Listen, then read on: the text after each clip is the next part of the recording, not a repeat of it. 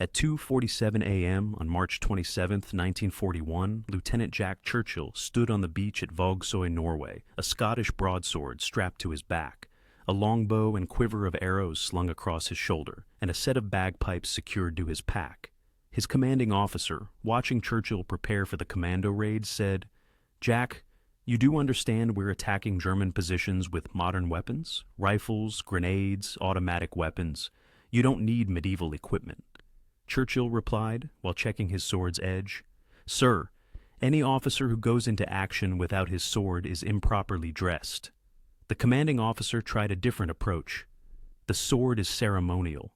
You're not actually going to fight with it." Churchill looked at him with complete seriousness. "Sir, I fully intend to kill Germans with this sword. I also intend to announce our attack by playing bagpipes because psychological warfare is underappreciated, and I will shoot at least one German with this longbow. Because no one has done that in this war yet, and I want to be the first. Is there anything else you'd like to discuss, or shall we begin the raid?" The commanding officer, recognizing that arguing with Jack Churchill was futile, said, "Just try not to get everyone killed with your theatrics." Churchill smiled. "No promises, sir." 2 hours later, Churchill would lead his commandos onto a German-held beach, playing March of the Cameron Men on his bagpipes, would shoot a German sentry with an arrow from his longbow, and would personally capture 42 German soldiers using his sword and what he called very aggressive manners. The raid would be completely successful with minimal British casualties, and Churchill's commanding officer would be forced to acknowledge that while Churchill was absolutely insane, he was also terrifyingly effective. Over the next 4 years, Churchill would fight through Norway, Italy, and Yugoslavia, carrying his sword, longbow, and bagpipes into every battle. He would survive 2 plane crashes, escape from a Nazi concentration camp by walking 150 miles through occupied territory, and express genuine disappointment when World War II ended because he wanted to continue fighting. His superiors would call him mad. His subordinates would call him the bravest officer they had ever served under. The Germans would call him the mad British officer with the sword, and would surrender to him in numbers far exceeding what one man with medieval weapons should logically be able to capture. If you want to see how the most eccentric officer in WWII brought a sword and longbow to modern warfare and survived everything through sheer audacity, hit that like button. It helps us share these stories of people who refuse to fight by the rules everyone else accepted. Subscribe if you haven't already, because we're diving into the career of the only man to record a longbow kill in WWII while playing bagpipes and wielding a claymore. Back to 1906 and the birth of a man too eccentric for any era. John Malcolm Thorpe. Fleming Churchill was born September 16, 1906, in what is now Sri Lanka, where his father was a British colonial administrator. The Churchill family was wealthy, aristocratic, and completely conventional, the sort of family that produced diplomats, military officers, and politicians who followed established procedures and maintained British dignity. Jack Churchill would reject all of this. He was educated at King William's College on the Isle of Man, then at the Royal Military College Sandhurst, the prestigious British Military Academy. He graduated in 1926 with adequate but not exceptional marks. Instructors noted that Churchill was physically capable and tactically sound, but showed excessive independence and tendency toward unorthodox solutions that, while effective, do not demonstrate proper military bearing. This was military academy language for, he gets results, but we don't know how to grade someone who solves problems in ways we've never seen. Churchill served in Burma with the Manchester Regiment from 1926 to 1936, participating in conventional peacetime colonial duties that bored him intensely. He was a competent officer, well liked by his men, and completely unfulfilled by peacetime military service. In 1936, he resigned his commission and moved to London to pursue acting and modeling. He appeared in several British films in minor roles, modeled for magazine advertisements, and generally pursued a bohemian lifestyle that scandalized his conventional family. During this period, he also took up archery, becoming proficient enough to represent Britain in the World Archery Championships in Oslo in 1939. This was when he acquired his longbow, a 6-foot yew wood English longbow, capable of launching arrows at velocities exceeding 150 feet per second, with effective range of approximately 250 yards. The longbow was obsolete for warfare. It had been replaced by firearms in the 1600s, but Churchill was drawn to it precisely because it was obsolete. He later explained, "The longbow is superior to firearms in that it's silent, creates no muzzle flash, and the psychological effect of being shot with an arrow is considerably greater than being shot with a bullet. Also, it's much more sporting." The concept of warfare being sporting was Churchill's defining philosophy. He viewed combat as the ultimate competitive activity, something to be approached with enthusiasm and style rather than grim necessity. This attitude would have been absurd in most officers and would have gotten them quickly relegated to desk duties. In Churchill, combined with genuine courage and tactical skill, it made him one of the most effective unconventional warfare officers Britain would produce. When World War II began in September 1939, Churchill immediately volunteered for military service, was recommissioned as a lieutenant, and was assigned to the Manchester Regiment. He reported for duty, carrying his longbow, a basket-hilted Scottish broadsword he'd purchased from an antique dealer, and a set of bagpipes he'd learned to play competently, if not masterfully. His commanding officer asked why he was carrying medieval weapons and bagpipes to modern war. Churchill's response, "We're fighting Germans. Germans respect martial tradition. I'm bringing martial tradition." His first combat action was in May 1940 during the Battle of France, when German forces invaded France and British forces attempted to hold defensive positions. Churchill's unit, 2nd Battalion Manchester Regiment, was assigned to defend a position near L'Épinette, a small village in northern France, as part of the British Expeditionary Force's desperate attempt to delay the German advance while evacuating troops at Dunkirk. The tactical situation was grim. German forces were advancing rapidly. British forces were outnumbered and outgunned, and the only objective was to hold positions long enough for evacuation operations to continue. On the night of May 27, 1940, Churchill's platoon occupied defensive positions along a tree line overlooking open ground that German forces would need to cross to approach British lines. The night was dark, there was no moon, and visibility was limited to perhaps 20 feet even with adapted night vision. German patrols were probing British positions throughout the night, attempting to identify weak points, determine strength of defensive forces, and locate gaps in the British line that could be exploited during daylight attacks.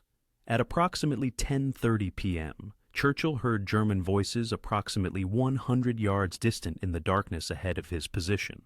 The voices were speaking German quietly, attempting to be stealthy but audible to anyone listening carefully.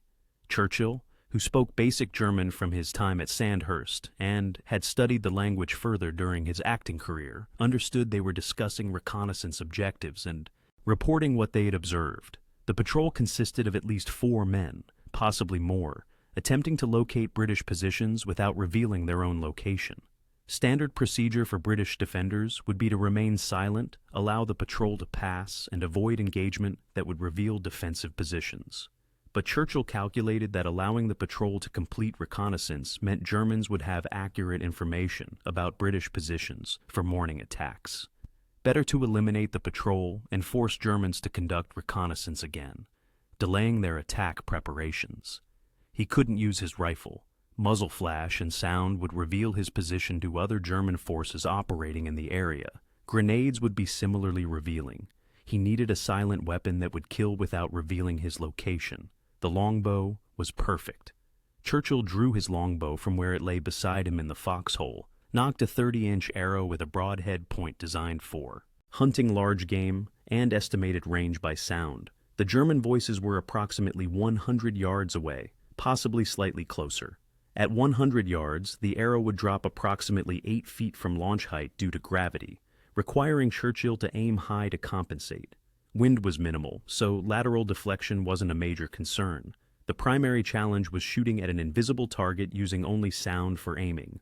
Churchill drew the bow to full draw, approximately 70 pounds of force required to pull the bowstring back to full extension, aimed upward at roughly 20 degrees above horizontal to account for arrow drop, and released. The arrow left the bow at approximately 160 feet per second, traveling silently through the night air. Flight time to target at 100 yards, approximately 2 seconds, during which Churchill was already knocking his second arrow, listening for impact confirmation. There was a distinctive sound, exactly as he'd later describe it, like a sack of grain, hitting ground, followed immediately by German shouting. The shouts were confused, panicked, asking in German what had happened. Where was the enemy? What should they do?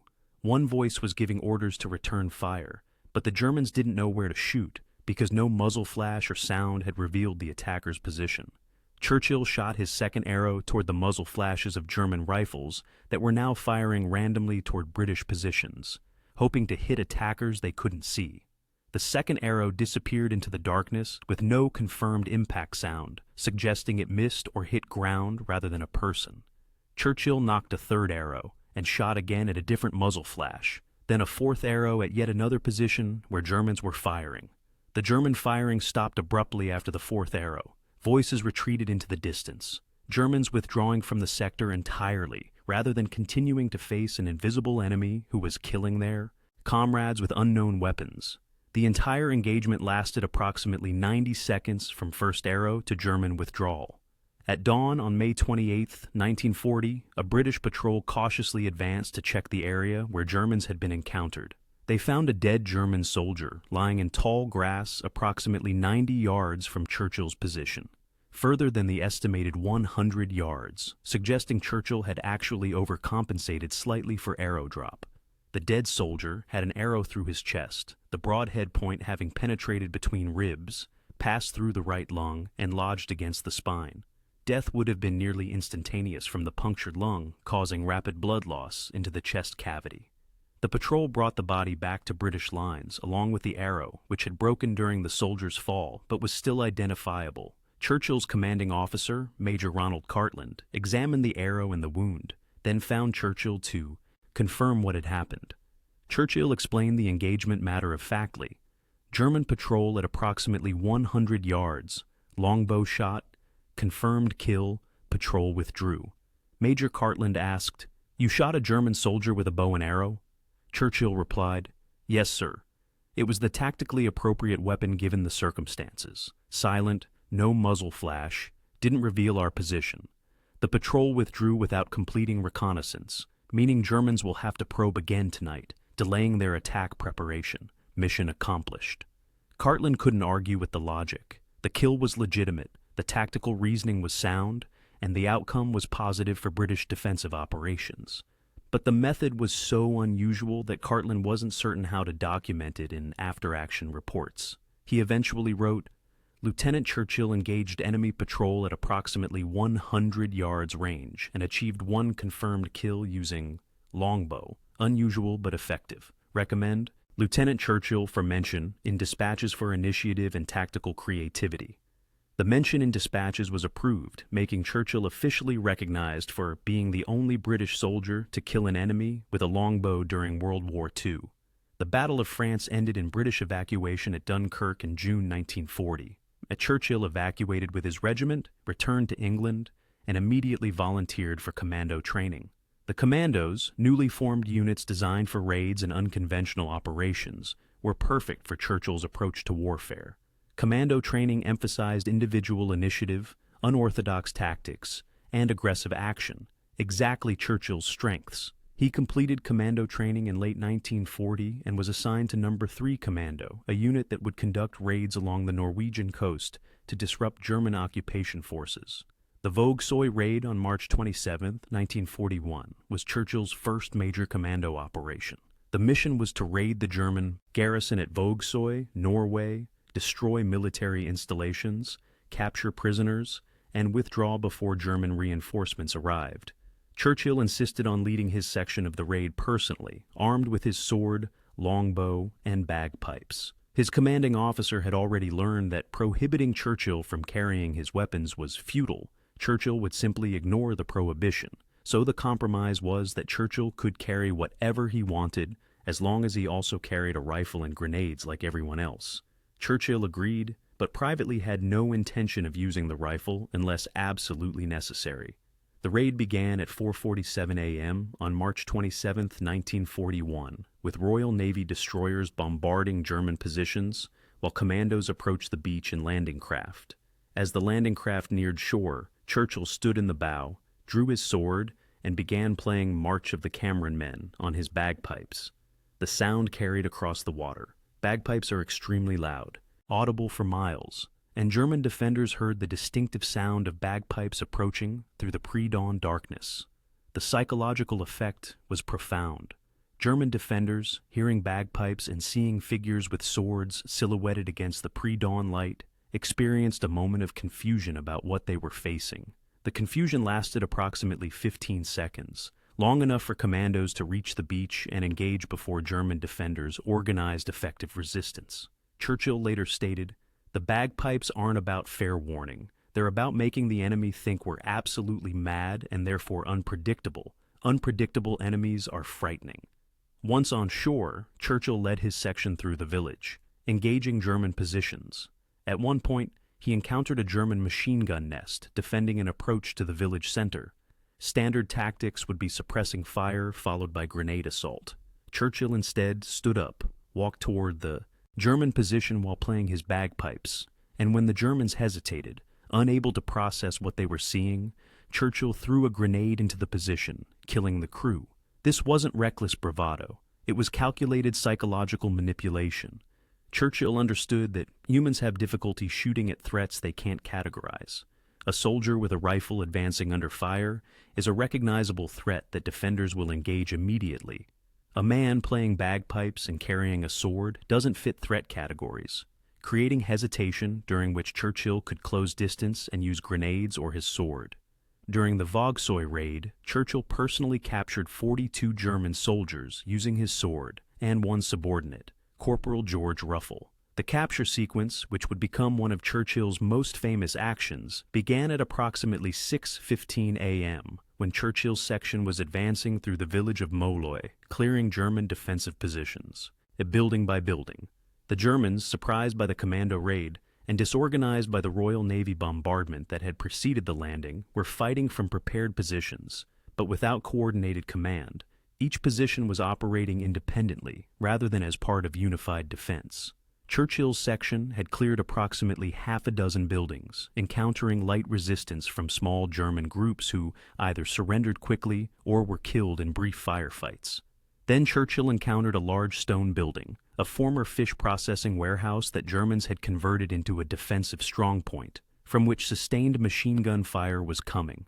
The building was approximately 40 feet wide by 60 feet deep, 2 stories tall, with small windows that provided excellent defensive firing positions. Churchill could see muzzle flashes from at least 3 machine guns firing from different windows, suggesting a significant German force inside. He estimated at least 30 soldiers based on the volume of fire, possibly more. Standard commando tactics would be to surround the building with multiple sections, use grenades and explosive charges to breach walls, and assault from multiple directions simultaneously. But Churchill's section was operating independently. The other sections were engaged with other German positions throughout the village, and he had perhaps 12 men with him, insufficient force for a conventional assault. He decided on psychological approach instead. He instructed his men to maintain suppressing fire on the building's windows to keep German defenders occupied. Then he and Corporal Ruffell approached the building's main entrance from an angle that minimized their exposure to defensive fire. The entrance was a heavy wooden door, approximately 8 feet tall, secured from inside, but not barricaded. The Germans apparently had not expected attackers to be bold enough to approach the main entrance directly. Churchill kicked the door with his boot, testing its strength. The door shuddered, but held. He kicked it again, harder, and on the third kick, the door's lock mechanism failed, and the door swung inward. Churchill drew his broadsword. He'd been carrying his rifle during the approach, but now switched to the sword because in close quarters, the sword was more intimidating, and stepped through the entrance with sword raised, Ruffell following with his rifle ready. Inside, approximately 50 German soldiers were taking cover, most clustered near windows where they'd been firing at British forces outside. The interior was dimly lit, smoky from gunfire, and chaotic with soldiers shouting commands and questions. Churchill's entrance created instant silence. The German soldiers closest to the door turned, saw a British officer with a bloody sword standing in the doorway, and froze in confusion about what they were seeing and how to respond. Churchill, maintaining absolute confidence despite being outnumbered 25-1, shouted in German, "You are surrounded! British forces have secured all exits. Surrender immediately, or we will assault this building with explosives and flamethrowers. Everyone inside will die. You have 30 seconds to decide." This was complete fabrication. Churchill had no flamethrowers, limited explosives, and certainly hadn't surrounded the building with multiple sections. But his delivery was so confident, so authoritative, that it created doubt in German defenders' minds about their tactical situation.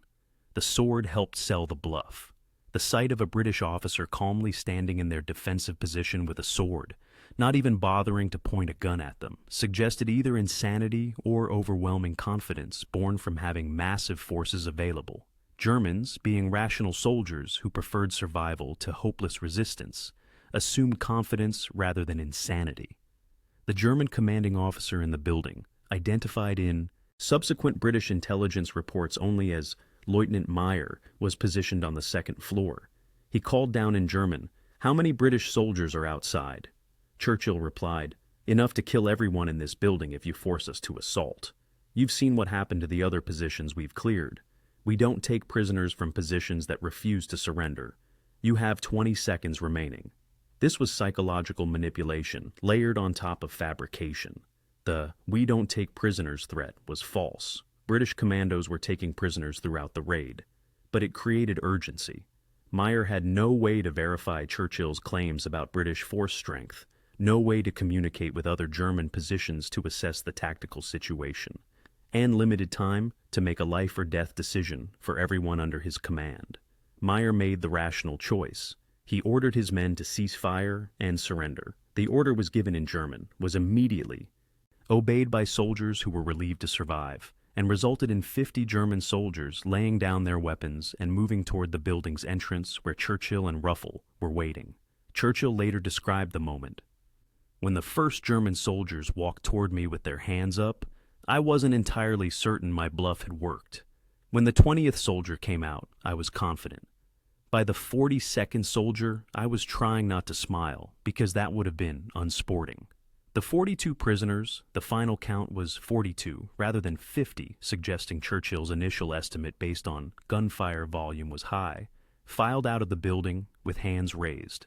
By this time, other commandos from Churchill's section had arrived, having cleared their assigned buildings and heard the concentration of fire from the warehouse. The arriving commandos helped secure the prisoners, and Churchill coordinated prisoner transfer back to the beach for evacuation to England. The prisoners were searched, disarmed, and escorted under guard. Meyer, the German lieutenant, spoke to Churchill in English during the march to the beach, asking, "How many British soldiers did you have surrounding the building?" Churchill replied, "2, myself and Corporal Ruffell." Meyer stopped walking. "You're lying. There were only 2 of you?" "Yes," Churchill said. "You were outnumbered 25-1, but you didn't know that, so you made the intelligent choice based on available information. Good leadership means keeping your men alive when resistance is tactically futile." Meyer was silent for several moments, processing that he'd surrendered 50 soldiers to 2 attackers based entirely on psychological intimidation. Finally, he said, "That was not fair." Churchill replied, "War isn't fair. War is whatever works. The sword helped, didn't it? You saw a man with a sword and assumed he had support. Next time, verify before surrendering. But I'm glad you didn't. Verify this time, because assaulting that building would have cost British casualties, and I prefer clever to brave." This conversation, reported by Corporal Ruffell and confirmed by Churchill, captured Churchill's tactical philosophy. Warfare was problem-solving, where unconventional solutions were often more effective than conventional firepower. The sword, the bagpipes, the longbow, these weren't handicaps. They were psychological weapons that created confusion, hesitation, and miscalculation in enemy forces. And enemy miscalculation was often more valuable than accurate gunfire. The Vågsøy raid was completely successful, causing significant damage to German installations and capturing over 100 prisoners total. Churchill was awarded the Military Cross for his actions, the citation noting, "for gallantry and distinguished service during the raid on Vågsøy." This officer personally led his section in repeated charges against the enemy, showed complete disregard for his own safety, and inspired his men through his example. The citation didn't mention the sword, bagpipes, or longbow, but everyone who participated knew that Churchill's medieval arsenal had been central to his success.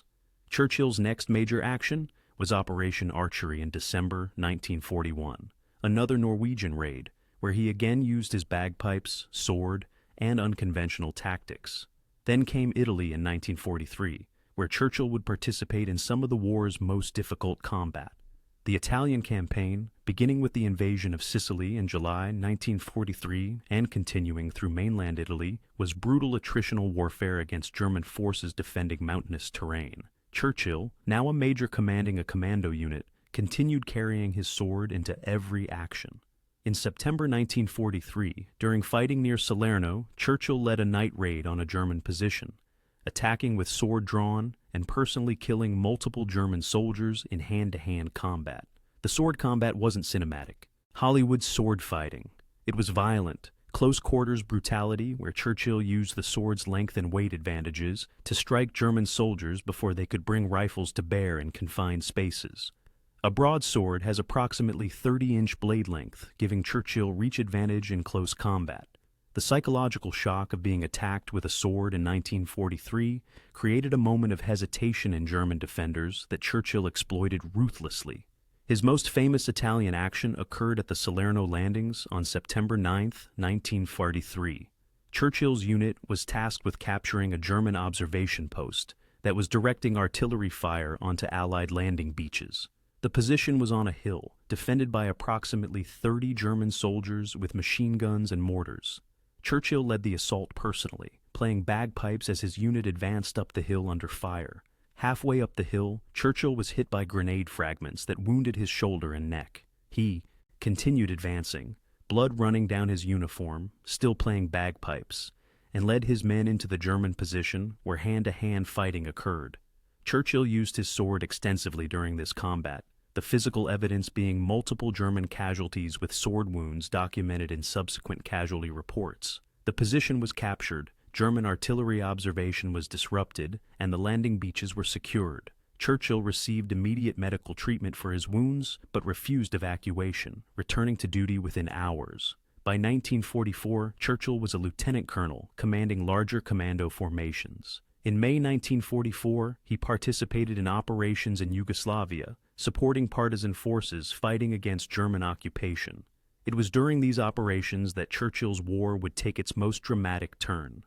On May 14, 1944, Churchill's force of 43 commandos and 1,500 Yugoslav partisans attacked German positions on the island of Brač in the Adriatic Sea. The attack initially succeeded, but German reinforcements arrived, over 1,000 soldiers with armor support, and surrounded Churchill's force. During a desperate fighting retreat, Churchill led a bayonet charge while playing bagpipes, attempting to break through German encirclement. The charge failed. Churchill, along with approximately 20 British commandos and several dozen partisans, was captured after intense fighting, during which Churchill was knocked unconscious by mortar blast. He woke in German custody, his sword, bagpipes, and weapons confiscated, being transported to a prisoner of war camp. The Germans, having finally captured the mad British officer with the sword, who had been mentioned in the intelligence reports for 3 years, were uncertain what to do with him. Initially, he was sent to a standard POW camp in northern Italy, but German intelligence, noting his surname Churchill and his unconventional warfare background, became convinced he was related to Prime Minister Winston Churchill. This wasn't true. Jack Churchill was not related to Winston Churchill, the surname being coincidental, but Germans believed it was. Due to this mistaken belief, Churchill was transferred to Sachsenhausen concentration camp near Berlin, where high-value prisoners were held. Sachsenhausen was not a standard POW camp, but a concentration camp with much harsher conditions and security. Churchill was held in a special barracks with other important prisoners under close guard, with the intention that he might be useful for negotiations or exchanges.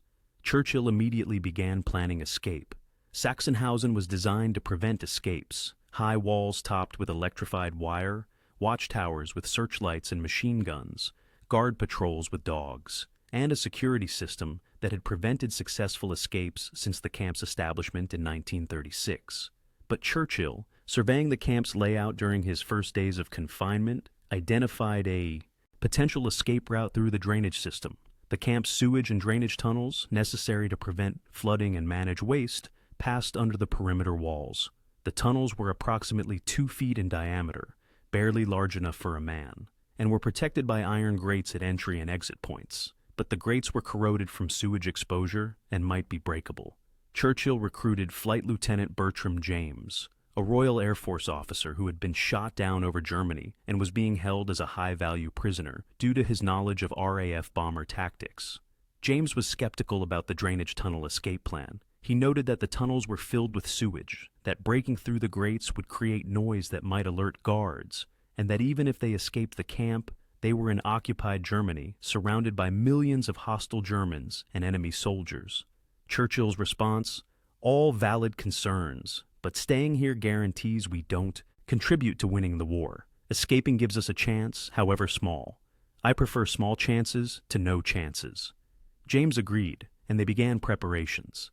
The escape required accumulating supplies without alerting guards, civilian clothes created by modifying prison uniforms to look less obviously like prison garments, food accumulated by saving portions from meals, and a makeshift tool for breaking through the drainage grate fabricated from a bed frame piece that was filed down to create a prying edge. The preparations took approximately 2 months, during which Churchill and James maintained normal routines to avoid suspicion. On September 25, 1944, at approximately 9:30 p.m., Allied bombers attacked Berlin in a major raid that lasted over an hour. The bombing created chaos in Sachsenhausen. Camp guards took cover, searchlights were switched off to avoid attracting bombers, and normal security procedures were disrupted by emergency protocols responding to the attack. Churchill and James used this chaos to access the drainage tunnel. They crawled to the entry grate, used their improvised tool to pry the corroded iron grating away from its mounting points, and entered the tunnel. The tunnel was as unpleasant as James had feared.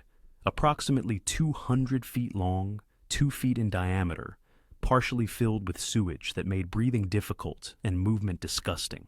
Churchill and James crawled on their stomachs, pushing themselves forward with legs and arms through sewage that soaked their clothes and made the pipe's surface slippery. The journey through the tunnel took approximately 45 minutes, during which both men experienced claustrophobia, difficulty breathing, and uncertainty about whether the exit grate would be breakable. They reached the exit grate at approximately 10:30 p.m., found it was corroded like the entry grate, and pried it loose using the same tool and considerable force. They emerged outside the camp perimeter, covered in sewage, exhausted, from crawling but free. They immediately moved away from the camp, heading west toward where they estimated Allied lines would be based on pre-capture intelligence about the Western Front's position. The escape occurred in occupied Germany, approximately 250 miles from the nearest Allied forces, which were advancing through France and had not yet reached the Rhine River. Churchill and James had no maps beyond general geographic knowledge, minimal supplies consisting of the food they had saved and the modified clothes they wore, and were in hostile territory where any German civilian or soldier encountering them would recognize them as escaped prisoners. Their strategy was to travel at night, avoiding roads where they might encounter German patrols, and hide during daylight hours in forests or barns. They navigated by stars, moving generally westward, and survived by stealing vegetables from fields and drinking from streams. They avoided German civilians when possible, but on several occasions had to approach isolated farmhouses to request food. Some Germans, either sympathetic or afraid of two desperate men, provided bread or potatoes. Others refused but didn't report them to authorities, perhaps out of war weariness or recognition that Germany was losing, and that helping escape prisoners might be remembered favorably after Allied victory. The journey covered approximately 150 miles over 8 days, from September 25 to October 3, 1944. They traveled an average of 19 miles per day, moving slowly because they could only travel at night and had to rest during day. Churchill later described the journey. "The physical discomfort was manageable. We were soldiers accustomed to field conditions. The psychological stress was more difficult. Every encounter with Germans created tension about whether we'd be recognized and recaptured. Every dog barking suggested patrols approaching. Every vehicle sound meant potential discovery. For 8 days, we operated with continuous anxiety that at any moment our escape would end. On October 3, 1944, near Rostock on the Baltic coast, Churchill and James approached what they thought was a friendly farmhouse at dawn, believing the occupants might provide food and shelter for the daylight hours. The farmer who answered the door was an older German man, probably in his 60s, who immediately recognized them as escaped prisoners from their appearance. Despite their modified clothes, 8 days of travel had left them obviously not normal German civilians. The farmer asked in German, "You're escaped prisoners?" Churchill, too exhausted to effectively lie, replied, "Yes, we need food and water. We can pay you after the war when Germany is lost." The farmer considered this for several moments, then said, "I have son in Wehrmacht. If he was captured, I would hope someone would help him. Come inside." He provided bread, water, and allowed them to rest in his barn. But after they slept, the farmer's wife, worried about retribution if they were discovered harboring escaped prisoners, called local military authorities. When Churchill and James woke in the barn, at approximately 3 p.m., German military police were surrounding the building. Churchill and James briefly considered fighting or running, but both were exhausted, surrounded by armed soldiers, and recognized that resistance would likely result in being shot. They surrendered, were taken into custody, and were returned to German POW system. Churchill's recapture ended the 150-mile escape, the longest successful escape from Sachsenhausen during the war, even though it ended in recapture. Churchill spent the final months of the war in this camp. In May 1945, when Germany surrendered, the camp was liberated by American forces. Churchill's war was over, and he was furious about it. His famous quote upon learning Japan had not yet surrendered: "If it wasn't for those damn Yanks, we could have kept the war going another 10 years." This wasn't entirely a joke. Churchill genuinely enjoyed combat and was disappointed the war had ended before he could participate in the Pacific Campaign. But the war wasn't entirely over. Churchill managed to get himself assigned to Burma in late 1945, where British forces were still conducting operations against remaining Japanese forces. He arrived in Burma, eager to fight Japanese forces, only to learn that Japan had surrendered while he was in transit. Churchill's response: "This is tremendously disappointing." Post-war, Churchill served in British Army until 1959, participating in various peacetime assignments. His post-war career included serving in Palestine during the Mandate period, training paratroops, and teaching at the Staff College. Throughout this period, he maintained his eccentric habits. He became the first man to surf the River Severn's tidal bore, a 5-foot wave that travels up the river. He commuted to work by briefcase, throwing it out the train window as the train passed his station, then jumping off the moving train and walking to retrieve his briefcase. He frequently wore his sword while in uniform, even during peacetime duties where swords were purely ceremonial. He retired from military service in 1959 at age 53, having served for 33 years, with interruptions for his acting career. His retirement was as eccentric as his military service. He spent his time surfing, sailing, and building and operating steam locomotives as a hobby. He lived until March 8, 1996, dying at age 89 of natural causes, having survived everything World War II threw at him through a combination of courage, tactical skill, and complete disregard for conventional wisdom about what weapons should be used in modern warfare. The analysis of Churchill's effectiveness reveals that his eccentricity wasn't merely theatrical, but was tactically sound. The psychological warfare aspect of playing bagpipes and carrying a sword created genuine tactical advantages by confusing and demoralizing enemy forces. The sword's usefulness in close-quarters combat was limited but real. In confined spaces like buildings and trenches, a sword's reach and speed could be advantageous against enemies armed with rifles that were difficult to maneuver in tight spaces. But the primary value wasn't the weapons themselves. Churchill carried rifles and grenades and used them when tactically appropriate. The value was psychological. The image of an officer so confident and apparently fearless that he would bring medieval weapons to modern war inspired his own troops while demoralizing enemy forces who couldn't predict what such an apparently insane officer might do next. His commanding officer's initial assessment that Churchill was insane but effective proved accurate throughout his career. He was awarded the Distinguished Service Order, the Military Cross, and mentioned in dispatches multiple times. His troops, interviewed after the war, universally described him as the bravest officer they had served under, and noted that his presence made them more confident because if Mad Jack thought we could do it, we probably could. The Germans, according to post-war interviews with prisoners who had encountered Churchill, described him as the mad British officer with the sword, and considered him unpredictable and therefore more dangerous than conventional officers. One German officer, interviewed in 1956, stated, "We knew British commandos were skilled and aggressive, but Churchill was something else. You never knew what he would do.